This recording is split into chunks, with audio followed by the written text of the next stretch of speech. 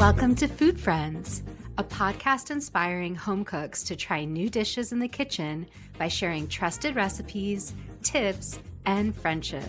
Hi, I'm Sonia. And I'm Carrie. We met in Los Angeles over 15 years ago as personal chefs and haven't stopped talking about food since. We're so glad you're here. Thanks for being our food friend. If you enjoyed our podcast, please subscribe, leave us a review, and share this episode with friends. We love hearing from you, so follow us on Instagram or drop us a line at foodfriendspodcast.com. Yes, we'd love to hear from you and your food friends. Happy cooking and eating. Hi, Sonia. Hi, Carrie. Sonia, what was your best bite this week? My best bite is actually something I had made over the holidays and haven't talked to you about, but also recently made again, which is the British style of roast potatoes, which one of our listeners who's your friend always tells us to make. Oh yeah, my friend Lisa. She sent me so many text messages of how exactly to make them like a couple years ago. And I still am kind of afraid to make these. I don't know why. It's one of those dishes I didn't grow up with. Can I tell you, it's pretty life-changing to make the British style of roast. I call them roasty potatoes. Is that a real thing? Is that what people call them? I think that's what they call them. Yeah, I think she calls them that too. She recently, to push me to make them, sent me a TikTok of someone making these crispy potatoes. They're really crispy, right? Oh, I'm going to walk you through tell me the whole thing. I can't wait. And we did talk about it on our holiday hosting episode, and Lisa chimed in about how excited she was that we were finally talking about it. But now I kind of have to make them often because they're that good. Oh, wow. So this is also one of those recipes where you don't need many things, but you need them to be good, and it's all about the technique. I'm going to link the recipe for what I really did, but there's another recipe that I don't think is as good, but it's from Serious Eats, and it has a few interesting details about this method that I think is helpful to know. One of which is the kind of potato you use actually matters. Make a difference? Yes. What kind of potatoes did you use? So I used something that is local that's called a German butterball, but I would say it's the closest to Yukon Gold. And I do think in England they have other varieties of potatoes that they use for this. European potatoes are a little different than American ones. German butterball, isn't that also a European potato? I think it is a very European. Yeah. And the farmer who grows it, we affectionately call him the potato guy. His name is Art, and he specializes in European kinds of potatoes, and they're just excellent. But a russet or a Yukon Gold, either will work here. It's just knowing that russets, it's going to be a little bit more pale, but very, very crisp. A Yukon Gold is a little more balanced in flavor and texture. And a red potato is going to turn a lot darker, but it will stay very soft, which is just kind of interesting to know that each of those things have their own slightly different outcomes. The bottom line is you can use any potato, but when in doubt, I would say do a Yukon Gold. Yeah, or a German butterball. As you know, our potato guy here, Alex Weiser, grows really great German butterballs. If you can find a good European potato at the farmer's market, it's really, I think, worth it. Okay, so now back to the technique. I've actually learned a couple different tricks. The way that you most easily do it is you bring a pot of water to a boil, you season that water with salt, you add your potatoes to it, and you're cooking them until you can kind of just gently pierce through, but there's still little resistance. I would say 5 to 10 minutes is a good range. Depending on the size of your potato chunks. Depending on the size of your potato. And you can chunk them, you can get smaller potatoes and leave them whole. This is also your preference. Once they're parboiled, then you drain them and you add them straight back to your hot pot. You put the lid on your pot and you shake them real good. And you're going to get little chunks that fly off. That's okay. But mostly you're going to have your potatoes. They're going to keep their shape and they're going to be all raggedy all around each potato. Yeah, that's the piece that I think is really important that Lisa always tells me is like, you really have to shake them hard. And, you know, if you watch any of those TikTok videos, there's an art to it. Well, it's fun to shake them in the pot. It gets a little bit of excitement in your kitchen. The other important technique is you're going to be heating your baking dish with oil before you put your potatoes into the oven. You can use any kind of casserole dish for this. Pyrex, ceramic, metal. I do think there's something about a metal dish that actually works really well here, but it really truly doesn't matter. Enamelware, as I told you before, could work here. And you want a fat or an oil that has a high smoking point. So recipes will call for avocado oil or sunflower oil. If you can get your hands on schmaltz salts. I was going to say, chicken is this fat. where we're also talking about some kind of beef tallow or Beef tallow would be amazing. right. I mean, Or duck fat. you Don't people love duck fat? No? Duck fat's amazing. Right. I have used it with just avocado oil and it's been wonderful. But I think when you can cook it in some animal-based fat, it's even that much more amazing. So you get that into your oven, a very high temperature, like a 425 degree oven. And you get that oil scorching hot before you add those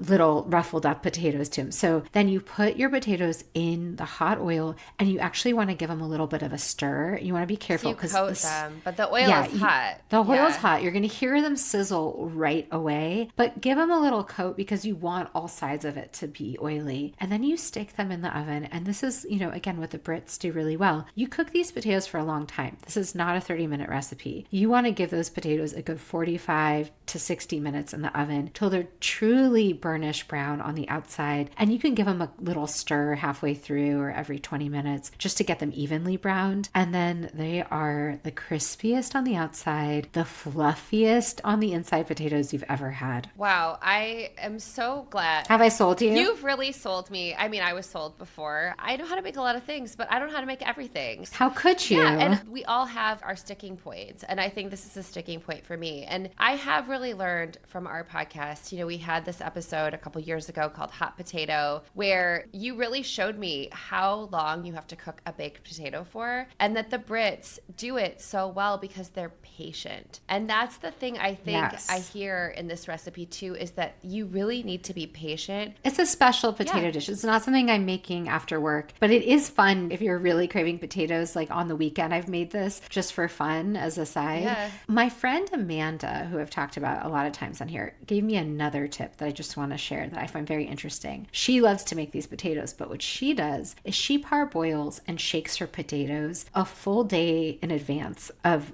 roasting them. So what she'll do is like the night before, the day before, she parboils, she shakes them in the pot, and then she puts them on a sheet pan and she sticks them in her fridge overnight. And it kind of dries them out. And I don't know. I have not done this. And I was like, wow, Amanda, that's real dedication to this dish. And then she gets her pan hot. Pan hot, yes. See, I think also I would use cast iron. Yes. It reminds me of how I make cornbread, my great-grandmother's cornbread, which is you put your cast iron in, you add your bacon fat, you get that hot, and then you pour your batter in, which gets it sizzling. And so the same idea applies. Yeah, I think the only thing with cast iron that you would want to look out for is that they don't get too brown too fast, because the darker the vessel that you're baking something in or roasting something in, the darker the vegetable or meat gets. It's a good question that Lisa can answer for us if Lisa wants to chime in. And then I just have to say, at the end, I do like to have a flurry of parsley. I just kind of like the brightness of that with the richness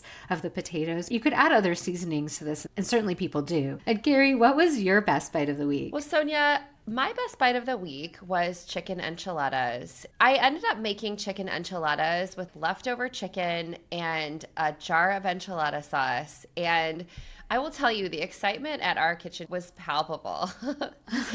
I love a good chicken enchilada. Yeah, I love a good chicken enchilada too. And really what I've been trying to do is clean out our pantry, notice what needs to be used up and what doesn't. And the truth is, the chicken enchilada sauce I used for this dish was the Siete brand green enchilada sauce. I tend to prefer a green enchilada sauce. Ooh, I love this hot take. That's not what I was expecting. I'm a red enchilada person. Really? Yes. Interesting. Can I tell you my favorite store-bought enchilada sauce? Yeah, you also use a store-bought enchilada sauce? I do. I like the Rick Bayless pouches. Have you ever used those? I have never used those. I'm glad to know this. I really think they're surprisingly good. I never really make enchilada sauce from scratch, I have to admit. I almost always buy store-bought. That's funny because I actually usually do make it from scratch. And do you? Yeah, there's a recipe from the New York Times. Actually, it's from Sam Sifton. I think he kind of had to write up this recipe because when he first became editor, he was kind of riffing. He would just write these letters and he would say, like, this is how I make enchiladas. And so this is a highly rated green enchilada sauce, and you can really just make it all in your food processor. It's like an onion, a clove of garlic, a couple of serrano chilies, but a pound pound of tomatillos. Do you have to roast your tomatillos first? You don't have to roast them. And you can also use canned. So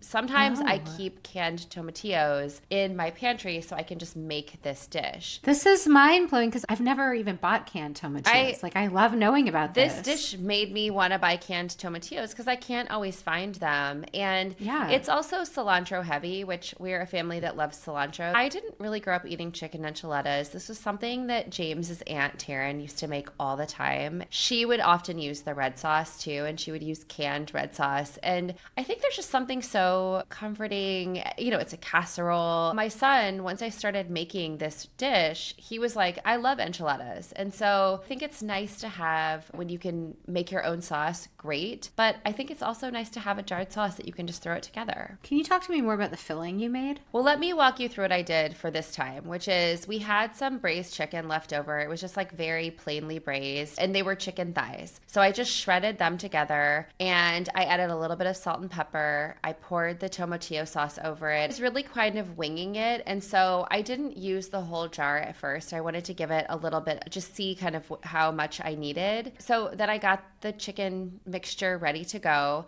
I used those tiny corn tortillas, taco size, and what I always do is just based on this recipe that I've used in the past is you just heat up a skillet with a little bit of neutral oil. I usually use avocado oil. Get it warm. You sort of bubble your tortillas a little bit. You pull them out, you put them on a cutting board, you add a little bit of the filling. And the other thing that I did too is I added a little bit of the enchilada sauce to the bottom of the Pyrex that I was using. And so then there's like a little bit of extra flavor in the bottom, and then you roll your tortillas, you layer them in. Because I always use larger ones. I always use I think at least 6 inches because it's easier to roll. Did you find with the small ones, they kept their shape? You just put them seam side down? Yeah, you just put them seam side down. And what's great about the smaller ones is that I could fit I could put them side by side as opposed to just having one line of enchiladas. I had 2, and it was great because my son had a friend over, so there were 4 of us, and we're all pretty big eaters at this point. It allowed me to fill a casserole with enough enchiladas that it was a meal for us. And do you top it with cheese at the end? I did. I topped it with a little bit of Monterey Jack, and then I had a little bit of queso fresco, so I sprinkled that on. And then before I served it, I added a little bit more cilantro, and that was it. And it was still an assembly kind of dish, but I didn't have to make the sauce. It sort of got dinner on the table a little bit quicker. Also, you could easily use rotisserie chicken for this. I think rotisserie chicken is partly made to be making enchiladas with or taquitos with. I completely agree. Yeah, it's I love hearing everyone's specific take on it because the way I always do is I always saute a bunch of onion and garlic, and then I add shredded chicken. I often use a mix of breast and meat because often I'll use leftover roast chicken or rotisserie chicken, and then I don't usually add sauce to the filling, but I generously sauce the bottom of the casserole dish like you. I roll up my softened tacos, roll them up, put them in the sauce, and then put another generous layer of sauce on top. So your chicken isn't sauced inside of your tortillas, is what you're saying. It just has a little bit of garlic and onion, like sauteed garlic and spices. So you spice your chicken, but it's not saucy. Yeah, I don't usually And then you're sauce saucy. it. Then yours are a little bit more wet, like on the bottom and the top. Oh, interesting. Do you put cheese on top of yours too? Yes, it depends if I'm making vegetarian or meat. So the meat one, not always. But for clients, I always do. And then I often also make a vegetarian version with either like a black bean mixture or, there's so many different vegetarian options. I've never made a vegetarian enchilada. I've only made chicken. Again, this is not something I grew up with. And so I feel like I've kind of come to this as an adult, and I love the idea of a vegetarian one. Have you ever made it with chickpeas? No, but that sounds great. That sounds delicious to me. I think also what's great in a vegetarian enchilada is a saute of vegetables. Like you can get zucchini and peppers, and you just kind of want some kind of hearty vegetable in there that's sauteed and can be a filling. I love a zucchini stir-fried enchilada filling. How brilliant. I literally have never thought of that until I sort of just think of enchiladas as a chicken dish, but there's of course a million ways you could make enchiladas. And I love enchiladas because they're also a great freezer meal. Yeah. We're always looking for freezer meals. And like we've talked about many times before, if you're going to take the effort to make this and assemble it, you might as well make two. And then you have something you can give to a friend who needs it, or you just have an easy dinner for some other night. I love all these ideas. I'm going to rethink the way I think about enchiladas now. Well, so am I. And I'm like, the canned tomatillo is a real breakthrough for me in my head. Yeah. And I love to know that you like the Rick Bayless red, because we usually have the green in our house. And sometimes I use the red as the main base, and then I'll get a green Rick Bayless pouch and add it on top too. You don't commit. You get both red and green. You can get both. You can. Well, this has been fun. Until next time. Bye. Thanks for being our food friend. If you enjoyed our podcast, please subscribe, leave us a review, and share this episode with friends. We love hearing from you, so follow us on Instagram or drop us a line at foodfriendspodcast.com. Yes, we'd love to hear from you and your food friends. Happy cooking and eating.